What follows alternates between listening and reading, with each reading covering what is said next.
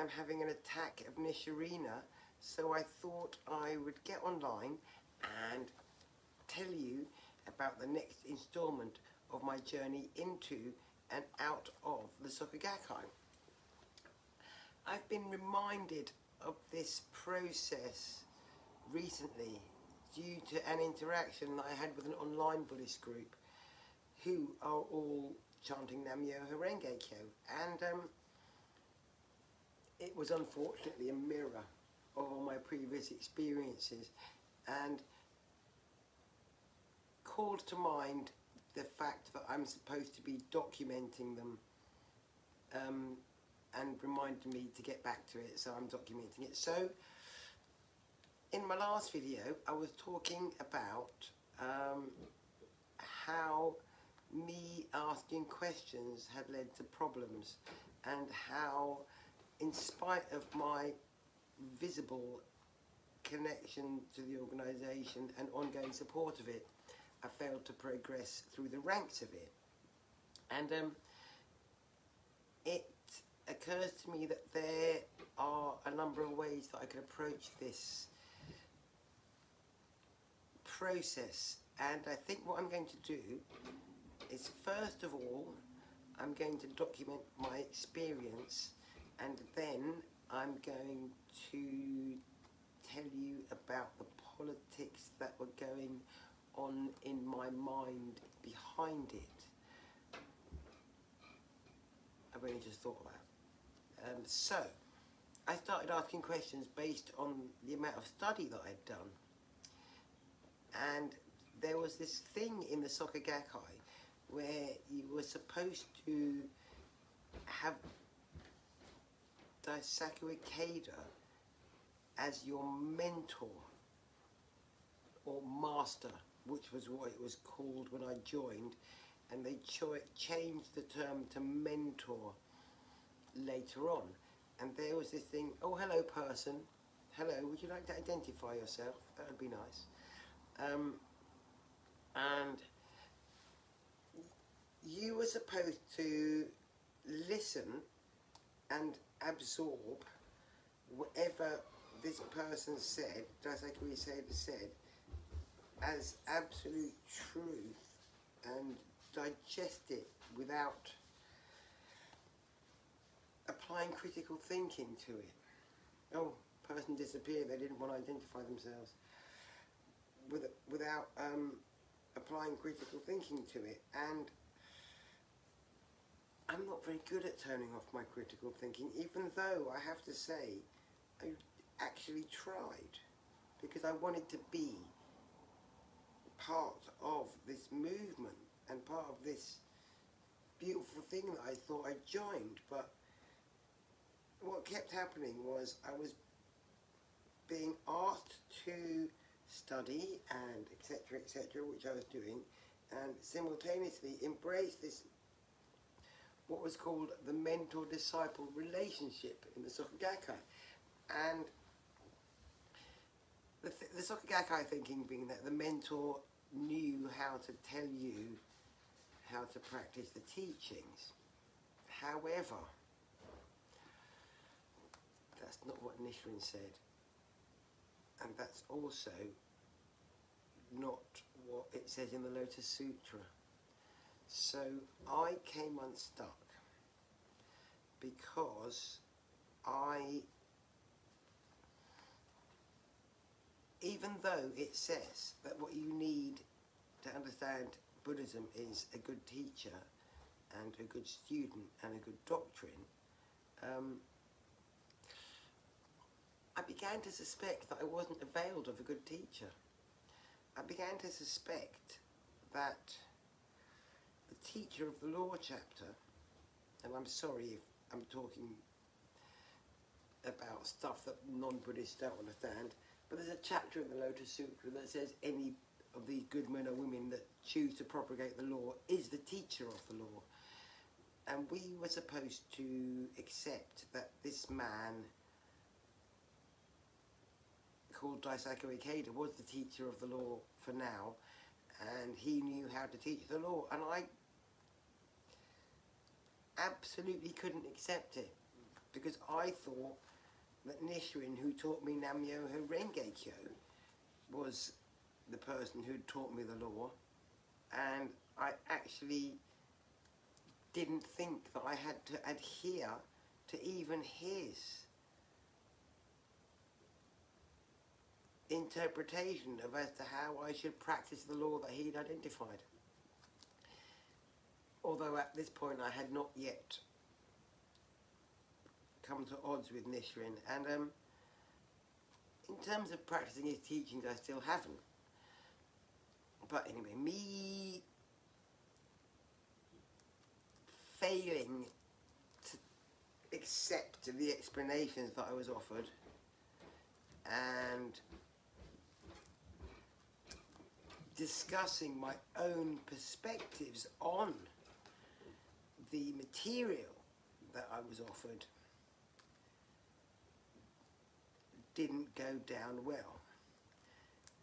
And then there I was in the middle of asking questions about absolutely everything, because we had been taught in my early practice, and the phrase we were given was, turn your doubts into questions. So I did.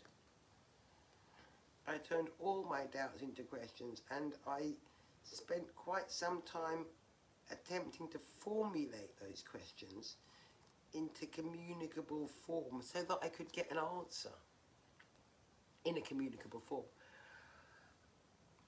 And then I came across a video on YouTube, and I really wish I could remember who it was that had directed me to this video, but I can't. And it was some young Japanese men who had been very, very active in the youth division and were proper soccer youth. They really were on message. You know, they believed in President Ikeda, and they believed in all of the Soccer Gakkai doings, as did I at the time. And when you're in the Soccer Gakkai, there's all these activities you can get involved in. And when you're in Japan, you can get involved in selling the newspaper. And these young men were very, very upset because they'd been ejected from the Soccer Gakkai. And they had been given the order of the boot. And because it seemed that they had been very upset that certain members seemed to be being pressured into ordering more copies of said newspaper, and there's a very competitive edge in the Soccer Gakkai about how many people you've got to buy the newspaper or how many people you've brought to a meeting, and so they felt that this pressure was being brought to bear in a financial sense on some members who were trying to cancel their newspaper orders of 6 or 4 papers and lessen them, going, maybe I can't get rid of these, maybe I'll get rid of less. And these members were being put under pressure to maintain the orders, and they thought that was wrong, justifiably, and voiced it and tried to do something about it. And anyway, they got given the order of the boot and were very, very upset, started asking even more questions, and started pointing out the fact that no one had at the time seen President Ikeda for a decade, and were beginning to wonder if he was dead, as am I. And whether his death had been covered up, or whether he was now no longer healthy and they were pretending that he was, or any number of scenarios as to why the so-called leader of the organisation had been radio silent for the best part of a decade. Anyway, they called this press conference, and because Soccer Gakkai is a massive financial institution, people came and they shared their perspectives, and I watched it, and I was very concerned, and I shared it with other members, and I asked for clarification from the leadership. This did not go down well. I was faced with massive rejection just of the authenticity of these people.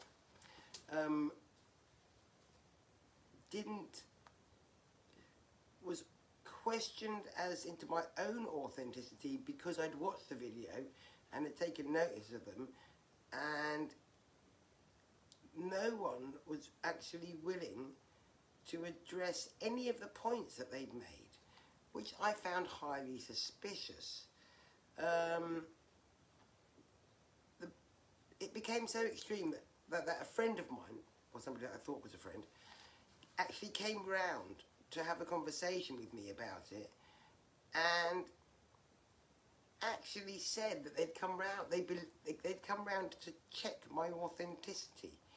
And when they left, they said, I believe that you're asking questions from an authentic perspective. And I was just like, what the fuck else would I be doing? I've been a committed member for 27 years. Surely my authenticity has been demonstrated. Anyway, clearly it hadn't. And I guess finding that video and starting to do that digging, because I wanted to know whether these people were valid or not. I needed to know whether or not President Ikeda was alive. I needed to know whether or not the Soka Gakkai in Japan was an upstanding organisation. I needed to know that SGI UK, that I was a member of, was not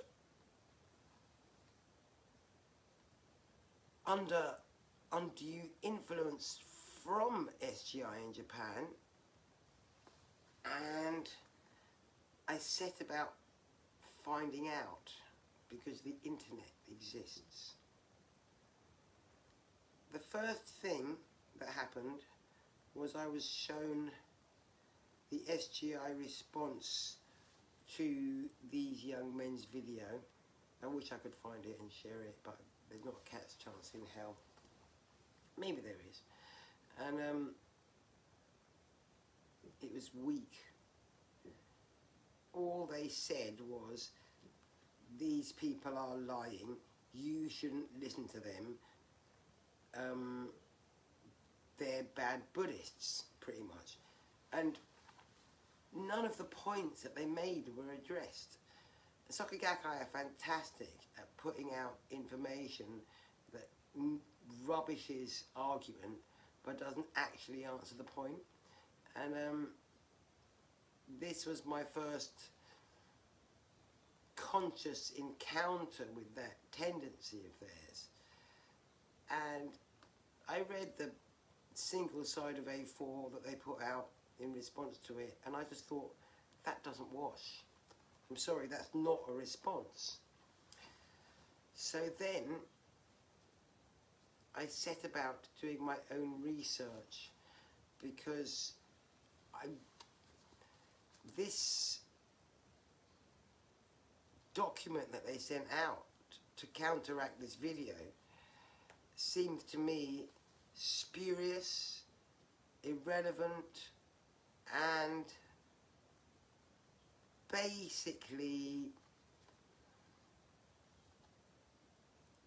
the kind of thing that you would say to somebody if you wanted them to shut up and stop asking that question without answering it.